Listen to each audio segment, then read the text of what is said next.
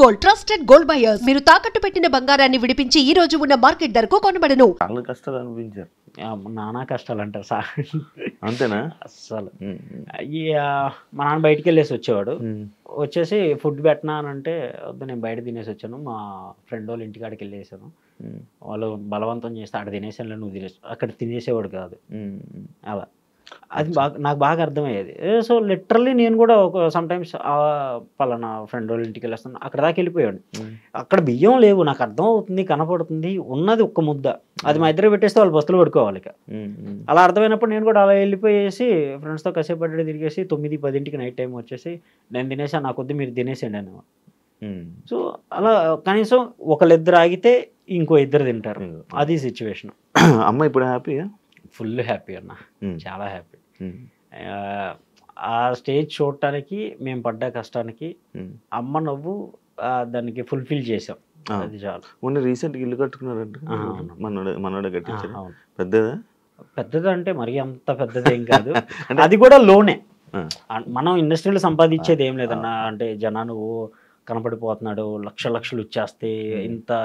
ఇప్పుడు నేను కారు కొన్నాను అని అంటే కారు ఈఎంఐ అన్న, నాది ఏం లేదు. ఆ ఈఎంఐకి నెలకి ఎంత పోతుందో మనం చేయగలం. ఒక ఇల్లు కట్టాలంటే ఎంత అవుతుంది అనేది 3 floors. అప్పటికి మా నాన్న 1 floor కట్టేసి ఉంచాడు, అది మా నాన్న కష్టంతో రూపాయి కూడబెట్టుకొని కట్టించాడు. మనం కొంచెం మనీ ఎర్నింగ్ అయిపోయిన తర్వాత బ్యాంక్ లోన్ పెట్టేసి ఇది పడేసి కట్టేస్తారంటే అస్సలు దాంట్లో ఒక్క ఇటుక అంటుకున్నా సరే ఊరుకున్నాం అన్నాడు.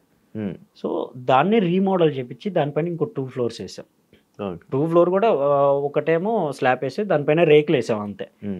దాని ఇంటీరియరే కొంచెం మంచిగా డిజైన్ చేయించుకున్నాను, లైక్ ఫ్లవర్ వాజులు. మా అమ్మకి ఫ్లవర్ వాజులు పెట్టడానికి ఇల్లంతా గార్డెన్ చేసి పడేసింది, ఫ్లవర్ వాజులు పెట్టుకోవడానికి, మొక్కలు నాటుకోవడానికి. బండలు టైల్స్ వేపిస్తే టైల్స్ తీసేసి దాంట్లో మొక్కలు నాటింది. అలా ఉంటది. టీవీ కోసం అని చెప్పేసి ఇలా పెద్దది కట్ చేపించి పెడితే గోడకి మా అమ్మ ఈ అంటులు పట్టుకునే మసిగుడ్లు అవన్నీ తీసుకొచ్చి దాని మీద ఆరేసిద్ది. సో అంత ఇన్నోసెంట్గా ఉండే వాళ్ళకి ఎంత చేపించినా తక్కువే అనిపించింది. సో వాళ్ళు ఎవరన్నా వచ్చినా కానీ చూడంగానే ఓకే మనీలు వాళ్ళు పర్లేదు, వాళ్ళ ఫ్యామిలీ పర్లేదు, అమ్మ నాన్న బాగానే ఉన్నారు అనే ఒక ఫీల్ కోసం అప్పైనా సరే ఆ ఇల్లు కట్టించి ఉంచాం. ఏమంటున్నారు జనాలు మీ అమ్మ దగ్గరికి వచ్చి? ఫుల్ హ్యాపీ అన్న. మా అమ్మ వాళ్ళు అయితే పనికి ఇప్పటికి లిటరల్లీ ఈ రోజు కూడా పనిలోనే ఉన్నారు, పొలం పనిలోనే ఉన్నారు. Okay okay. నేను ఇటు స్టార్ట్ అయిపోయాను హైదరాబాద్కి, అమ్మ వాళ్ళు పనికి వెళ్ళిపోయారు. మార్నింగ్ పనికి వెళ్ళిపోతున్నారు, సాయంత్రానికి వచ్చేప్పటికి 200. లిటరల్లీ మేము ఎంత సంపాదించుకున్నా తినటానికి ఉన్నాయి, హ్యాపీగా వాళ్ళు తిని కూర్చోవచ్చు, అందులో ప్రాబ్లం ఏం లేదు. ఈరోజు కష్టపడకపోయినా వాళ్ళు హ్యాపీగా ఉండొచ్చు అని అనుకున్నా కానీ వాళ్ళు ఉండరు, అలవాటు అయిపోయింది. ఇంట్లో ఉంటే బోర్ కొడుతుంది, ఏం చేయాలి, పద్దాకలా టీవీ చూస్తా కూర్చోవాలి, ఏదో పేషెంట్ కూర్చున్నట్టు కూర్చోవాలి. మా వల్ల కాదు, మాకు ఓపిక ఉన్నంత వరకు మేము కష్టపడతాం. మా ఓపిక అయిపోయింది ఇంకా మా వల్ల కావట్లేదు అంటే అప్పుడు ఇద్దరు ఉన్నారు, ఎప్పుడు చూసుకున్నా మాకు హ్యాపీ అని చెప్పేసి వదిలేస్తారు.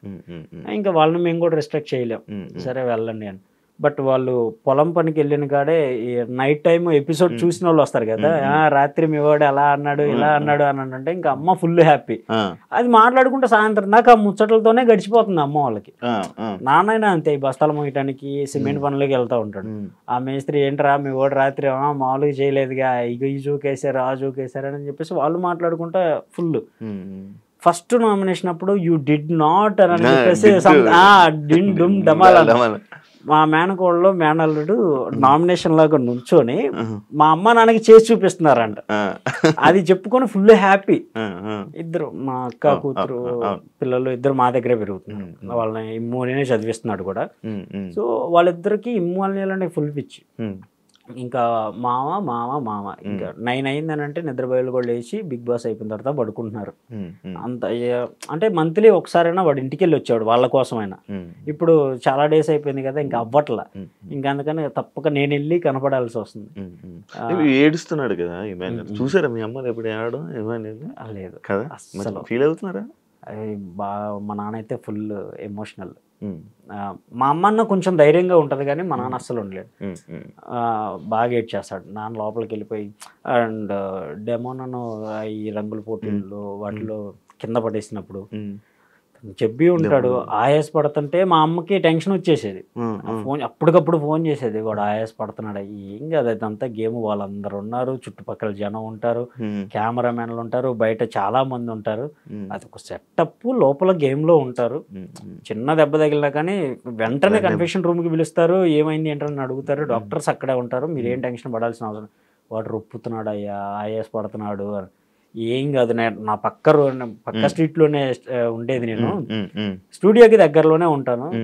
ఏదైనా ఎమర్జెన్సీ అయితే నేనే వెళ్తాను కదా, అంత ప్రాబ్లం ఏం లేదు. అంతగా ఇంకా వాళ్ళని ఎలా సర్ది చెప్పాలో తెలియక, అక్కడ ఉన్న వాళ్ళు మనోళ్ళే, ఏం కాలేదంట. నేను ఇప్పుడే మాట్లాడాను మా ఫ్రెండ్తో ఫోన్ చేపించి, ఏం కాలేదు లేరా, వాడు ఇప్పుడే ఆడుకుంటున్నాడు, ముచ్చట్లు పెడుతున్నాడు, ఇప్పుడు జోక్ వేసాడు అని చెప్పేసి నేను కాన్ఫరెన్స్ తీసుకుని మమ్మల్ని కాన్ఫరెన్స్లో పెట్టి మాట్లాడిస్తే అప్పుడు పడుకున్నారు వాళ్ళు. బాగా టెన్షన్ అయిపోతారు. స్ట్రెస్ అంత మనోడు లోపల ఉన్నారు కానీ గేమ్ మీరు ఆడుతున్నారేమో బయట. ఇంకా మా అమ్మ నాన్నగా తప్పక ఇంకా వాళ్ళ కోసం తప్పలా. ఫుల్ అసలు చాలా ఇబ్బంది అవుతుందా? ఇబ్బంది అన్న, నిద్ర లేదు.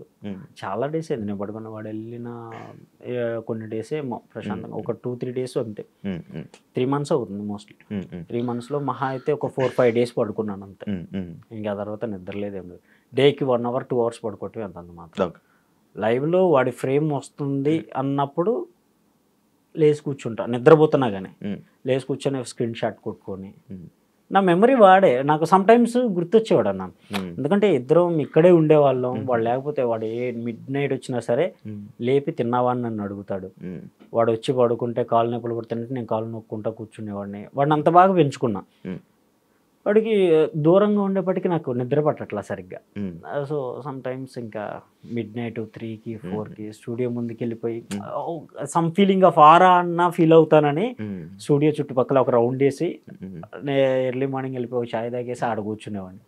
బ్రదర్ బాండ్ ఎంత బాగుంటుంది నిజంగా అన్న. అసలు ఉండేవాడిని కాదు, అసలు ఉండలేకపోయా. ఫస్ట్ 4-5 weeks అయితే ఫుల్ ఏడ్ చేసా కూడా. అసలు ఉండలేకపోయా. నాకు వాడంటే చాలా ఇష్టం అన్న. చిన్నప్పటి నుండి వాడిని నేనే పెంచుకున్నాను. మా నాన్న ఒక్క మాట అన్నా కానీ ఊడుకున్నాను. వాడు అన్ని దూల పనులే చేస్తాడు, అన్ని దూల పనులే చేస్తాడు. లిటరలీ ఇక్కడ దెబ్బ ఉంటుంది.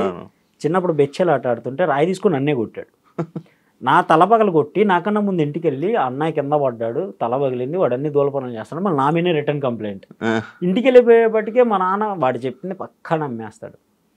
ఏం జరిగిందని కూడా అడగకుండా చెత్త కొట్టేశాడు నన్ను. ఆ తర్వాత నా పక్కకు వచ్చి కూర్చొని చెకోడీలు ఇస్తా, కానీ ఏం కాదు తిను నీకోసమే ఉంచాను.